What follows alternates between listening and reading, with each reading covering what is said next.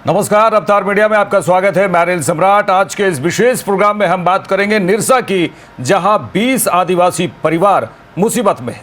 राज्य के आदिवासियों के हित की बात हर मन से हेमंत की सरकार करती है, लेकिन दूसरी ओर सरकार के सिस्टम से आदिवासी परिवार बेघर हो रहे हैं। मामला निरसा के गारकुंड प्रखंड मेढ़ा पंचायत अंतर्गत मैथन संजय चौक स्थित राष्ट्रीय राजमार्ग के समीप की है, जहां लगभग 20 आदिवासी परिवार विगत 40 से 45 साल से गुजर बसर कर रहे हैं। सभी आदिवासी परिवार का झोपड़ी नुमा घर है, जहां लगभग सैकड़ों लोग रहते हैं और मजदूरी कर अपना और अपने परिवार का भरण पोषण करते हैं। इन दिनों राष्ट्रीय राजमार्ग चौड़ीकरण का कार्य तीव्र गति से किया जा रहा है, जिसके कारण सभी परिवारों को स्थापित किया जा रहा है। और बता दें कि प्रशासन की ओर से किसी प्रकार से कोई सहायता नहीं किया जा रहा है। विस्थापित करने का जो डर है परिवार में, आदिवासी परिवारों में, वो समाया हुआ है। पूर्व में भी इन सभी परिवारों को यह आश्वासन दिया गया था कि सभी को उचित मुआवजा दिया जाएगा, परंतु अब तक न प्रशासन से न ही NHI द्वारा किसी प्रकार का कोई सहायता मिल रहा है। सभी आदिवासी परिवार प्लास्टिक के त्रिपाल के सहारे रह रहे हैं और उन्हें पल पल अपने आसियाना उजड़ने का डर सता रहा है। जब इस बाबत हमने ग्राउंड रिपोर्टिंग की और वहां निवास कर रहे आदिवासी परिवारों से समस्याओं को जानना चाहा, तो उन्होंने अपनी दुख भरी दास्तां बताई। जिला प्रशासन एवं NHI द्वारा सबों को स्थानांतरण करने और मुआवजा देने की बात कही गई थी। अंचल कर्मचारी इस बाबत कई बार आए और विस्थापित लोगों की सूची तैयार की। 20 परिवारों में से महज 13 परिवारों को ही सूची में नाम अंकित किया गया है और मुआवजा देने की बात कही गई। वहां रह रही महिलाओं के आंखों में आंसू है, रोते हुए कह रही हैं कि अंचलाधिकारी खुद महिला हैं और एक महिला होकर महिला के दर्द को नहीं समझ रही है। राज्य में आदिवासी मुख्यमंत्री हैं और उन तक हम सबों की बात पहुंचने ही नहीं दिया जा रहा है।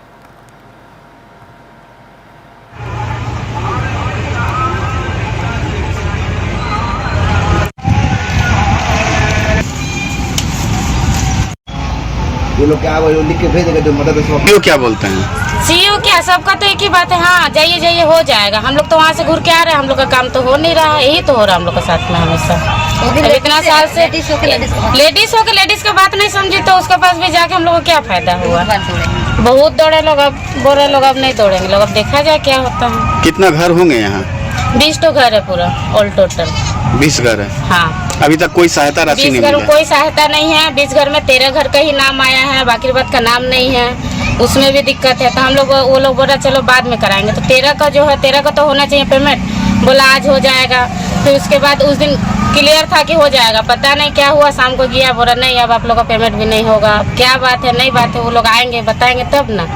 किस लिए नहीं रोके हैं लोग, क्या कर रहे हैं लोग, अब हम लोग को कैसे पता चलेगा। अब अपना झोपड़ी बना के है, अब ये भी आप लोग बोल रहे हैं कि छीन लिया जाएगा। छीन लिया जाएगा, हम लोग कहाँ जाएंगे? हम लोग को पहले कोई ठिकाना दीजिए। हमेशा तो वही बोला जा रहा है कि ठिकाना देंगे, ये देंगे, वो देंगे। कुछ तो नहीं हो रहा हम लोग के साथ। भी तो ऐसे तिरपाल दे दिया, ऐसे तो हम लोग का कोई चीज नहीं है। कैसे एगो तिरपाल क्या, एगो तिरपाल में जिंदगी बिता लेंगे लोग। कैसे हम लोग रहे हम ही लोग जानते हैं। तिरपाल देने से थोड़ी हो जाता है। तो ऊपर से DLO साहब बोलते हैं कि सीओ मैडम कुछ भेजेंगे तब तो देंगे। यहाँ से 2 बार इंक्वायरी करके चला गया सीओ मैडम के पास, मगर कुछ फायदा नहीं है। वो भेजता ही नहीं है, कोई काम ही नहीं करते सीओ मैडम। सारा चीज करके लेके गए हैं, वो उन्हीं का कर्मचारी आया, उन्हीं का CI साहब आए हैं, फिर भी नहीं भेज रहे। कल तक का रिपोर्ट है कि कल तक वो कुछ नहीं भेजे। सीओ कभी इस मोहल्ला में दौरा किया? कभी नहीं दौड़ा किया। 6 साल में तो एक बार झांकने तक नहीं आया, कभी दौड़ा किया। इसी रोड से निकल के जाते तो कि मैथन में रहते, सामने में संजय चौक, कभी झांकना तक नहीं है कि मेरा आदिवासी लोग कर क्या रहा है। एक प्लास्टिक में 17/23 का प्लास्टिक में 6 साल गुजारा कैसे? 20 घर था और ज्यादा आदिवासी हैं? टोटल आदिवासी, ज्यादा नहीं, टोटल आदिवासी। अच्छा, देखिए चूंकि राज्य में सरकार आपकी हेमंत सरकार है, आदिवासी है, तो क्या कहना चाहेंगे? हमारा सरकार तक हमारा बात पहुंचने ही नहीं दे रहे। सीधी सी बात है ना, तो हमारा सरकार है, हमारा बात नहीं पहुंचने दे रहे। वो तक पहुंचेंगे तब तो तुरंत समाधान हो जाएगा। 24 घंटा भी नहीं लगेगा समाधान होने के लिए। यहाँ से ब्लॉक तक जाता, ब्लॉक में ही स्टॉप हो जाता है। ब्लॉक से जो ऊपर धनबाद भेजे वो नहीं जाता है। इस संबंध में हम लोगों ने जांच किया है, स्थल जांच कराया है जो उनका कंस्ट्रक्शन का जो पैसा है वो भूअर्जन से उनको मिलेगा। और NHI के द्वारा हमें एक लिस्ट उपलब्ध कराया गया है, उनसे हम लोगों ने और भी मांगा है लेटर, जिसके जांच करा के हमारे यहाँ रिपोर्ट आ चुका है। 1-2 दिन में इस पे इसको भेजा भी जाएगा, कार्रवाई की जाएगी। क्या उन लोग को मुआवजा मिलेगा? हाँ, जो उनका कंस्ट्रक्शन है उनका मतलब कंपनसेशन का प्रोविजन है, जैसा कि NHI ने भी बताया है और DCLR सर के यहाँ से भी हम लोग को जानकारी मिली है। अब तक कितने लोग नाम है इसमें? टोटल देखना पड़ेगा, 13-14 शायद लोग हैं, उसमें लगभग 14 लोग। रह जाएगी तो सिर्फ तारीख, और यही होता रहा है मिलाद। तारीख पर तारीख, तारीख पर तारीख, तारीख पर तारीख, तारीख पर तारीख मिलती रही है। देखिए, हम लगातार बात कर रहे हैं निरसा के मैथन के संजय चौक की, जहां पर 20 आदिवासी परिवार की जो व्यथा है, जो परेशानी है, वो हमारे सामने वो आया है। और सबसे बड़ी बात है कि सिस्टम की ओर से सिर्फ और सिर्फ तारीख और तारीख, तारीख पे तारीख दिया जा रहा है। अब समझ में ये नहीं आ रहा है उन आदिवासी परिवार को कि आखिर जब सड़क यहाँ पर बनेगा, हम विस्थापित हो जाएंगे, वो चिंता खाया जा रहा है। एक तरह से कहा जाए कि सड़क पर आदिवासी परिवार आ गया है। हमारे साथ आदिवासी नेता, निरसा से आदिवासी नेता है रामनाथ सोरेन जुड़ चुके हैं, उनसे हम जानना चाहेंगे। रामनाथ जी, जिस तरह से एक 20 परिवार सड़क पर कहा जाए कि आ गया है और इनकी व्यथा जो है वो काफ़ी मार्मिक है, एक जिस तरह से ये रह रहे हैं वो निश्चित तौर पे सिस्टम तक ये बातें जा रही है या फिर सरकार तक ये बातें जा रही है या नहीं जा रही है? जी देखिए, हमको तो लगता है कि शायद जो सिस्टम में जो लोग बैठे हुए हैं, निचले स्तर के पदाधिकारी, शायद हमको नहीं लगता कि आदिवासी की आवाज उनको पहुंचाने का काम करे, क्योंकि ये आज का मामला नहीं है जी। ये आज मान के चलिए हम 8-9 साल हो गया है आदिवासी परिवार वही रोड के किनारे धूल ढककर खा रहे हैं। और स्थिति इतनी खराब है, इतनी खराब है, आप समझ नहीं पाइएगा उस परिवार के लोग कैसे बरसात में, धूप में और ठंडा का समय में वो दिन गुजारते हैं।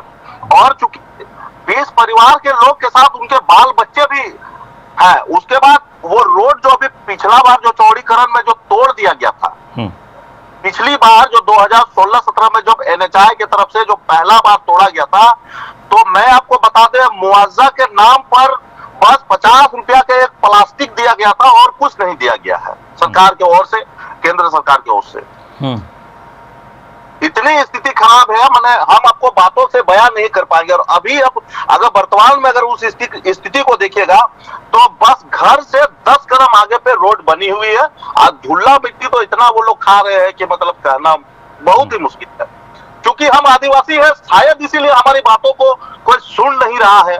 और जहां तक तंत्र की बात है जी, ऐसा कोई ऐसा पदाधिकारी नहीं है जिसके पास हमने अपनी गुहार नहीं लगाई।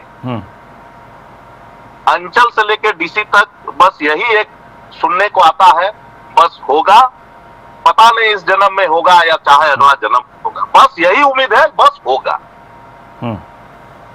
यही तो रामनाथ जी, ये बताइए कि मुआवजे की बात होती है और विस्थापन की बात हो रही है, वहाँ मुआवजा दिया जाएगा या फिर एक नए जगह पर बसाने की प्रक्रिया शुरू हो गई? स्पष्ट नहीं हो पा रहा है क्या? स्पष्ट तो कुछ है ही नहीं, स्पष्ट कुछ है ही नहीं। देखिए, पिछली बार आज से 3-4-5 साल पहले, 19-20 की मैं आपको बात बता दूं, कई एक जगह चिन्हित किया गया था कि इस परिवार को वहां बसाया जाएगा।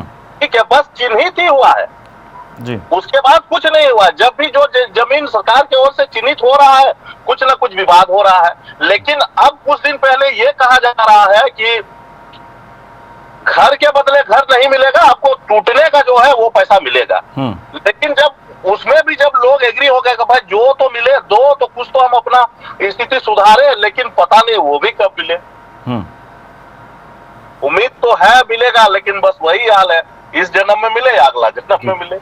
रामनाथ जी, ये भी जानना चाहेंगे जैसे कि वहाँ के आदिवासी परिवार झोपड़ी नुमा घर पर रह रहे हैं और जिस तरह से तस्वीरें हम देख रहे हैं, कितनी गरीबी से वहाँ जीवन यापन कर रहे हैं और अपना भरण पोषण कर रहे हैं, लेकिन सरकार की ओर से या प्रशासन की ओर से अगर पहल नहीं की जाती है तो आने वाले समय में देखिए बरसात का महीना है, किन परिस्थितियों में समय गुजारेंगे? बात ऐसा है ना कि लोग अब आदत बना चुके हैं इस चीज को। ये पहला साल नहीं है, मैं तो आपको बता रहा हूँ, ये 8-9 साल पहले की घटना है। बस किसी तरह जी रहे हैं, बस जी रहे हैं, यही है, यही सच्चाई है। आप इस चीज को इनकार नहीं कर सकते। ये पहला बरसात नहीं है, ऐसे कई बरसात लोगों ने झेल चुका है। चलिए रामनाथ जी, जल्दी से जानना चाहेंगे सीओ मैडम की भी जिस तरह से उन्होंने बयान दिया है कि जल्द से जल्द होगा, तो यहाँ पे लोगों को सिर्फ यही लग रहा है, आदिवासी परिवारों को, कि ये सिर्फ तारीख पे तारीख की बात कर रहे हैं। वही तो मैं आपको बता रहा जी। हूँ, बस होगा, आज होगा, कल होगा, कब होगा हमें भी पता नहीं, बस होगा। चलिए, तमाम बातचीत के लिए रामनाथ जी आपका धन्यवाद। ठीक है, धन्यवाद। हमारे साथ आदिवासी नेता, निरसा से आदिवासी नेता रामनाथ सोरेन जुड़े, जिन्होंने वहाँ की व्यथा को बताई है।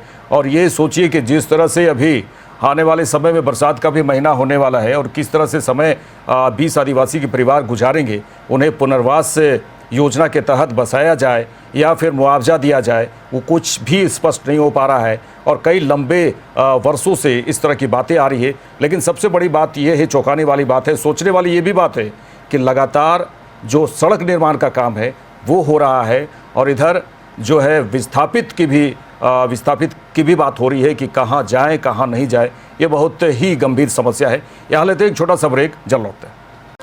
ब्रेक के बाद आपका स्वागत है। हम लगातार बात कर रहे हैं निरसा के बैथन की, जहां संजय चौक के हम आपको लगातार तस्वीरें दिखा रहे हैं। आप तस्वीरें देखिए, लगातार काम जारी है और यहाँ जो चौड़ीकरण, सड़क के चौड़ीकरण जो किया जा रहा है, राष्ट्रीय राजमार्ग के चौड़ीकरण में, उसकी जद में आ रहे हैं 20 आदिवासी परिवार के आसियाना, जिसको लेकर आसियाना उजड़ने का डर बना हुआ है। उन 20 आदिवासी परिवारों को जिन्होंने रफ्तार मीडिया की टीम को ये बताया और अपनी व्यथा बताई है।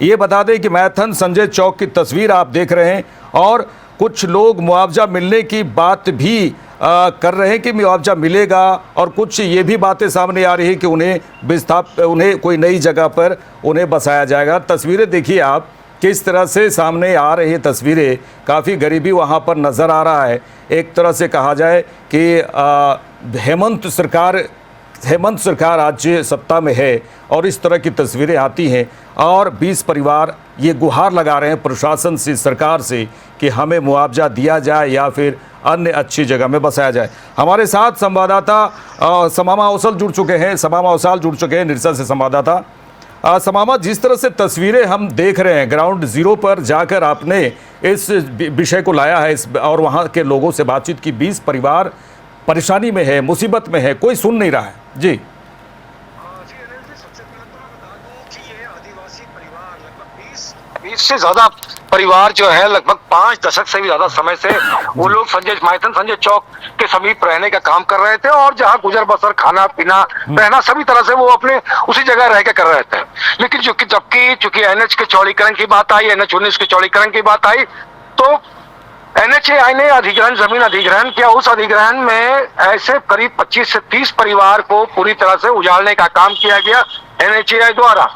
लेकिन उन लोगों को उस वक्त जब वक्त उजाड़ा गया था, तब उस वक्त वही आश्वासन दिया गया था स्थानीय प्रशासन द्वारा, NHAI द्वारा, कि उनको मुआवजा भी दिया जाएगा, साथ ही उनको पुनर्वास भी किया जाएगा। लेकिन पिछले 4-6 महीना बीत जाने के बाद भी, जबकि काम प्रगति पर है, पूरी तेजी से काम है, प्रगति पर है, लेकिन उसके बावजूद भी आज तक उन लोगों को, विडंबना यह है कि ये आदिवासी परिवार बेचारा, इन लोगों को मतलब एक उम्मीद थी कि इनका मुख्यमंत्री है राज्य के अंदर, और राज्य के अंदर एक आदिवासी मुख्यमंत्री होने के बाद भी आज आदिवासी जो है परिवार जो है वो दर दर की ठोकरें खा रहा है और कोई उनका सुनने वाला नहीं है। जी समामा जी, ये भी सामने आया है कि जिस तरह से अगर सीओ मैडम की सीओ मैडम कह रही है कि जल्दी हो जाएगा, और लोगों का कहना है कि काफ़ी वर्षों से इस बात को सिर्फ कहा जा रहा है कि हो जाएगा, आप लोगों को मुआवजा मिलेगा या फिर कुछ अन्य भी ज़रूरी जो भी विस्थापन की बात हो, नई जगह की बात हो, लेकिन सिर्फ बातें ही हो रही हैं या फिर कुछ भी थोड़ी सी पहल भी है?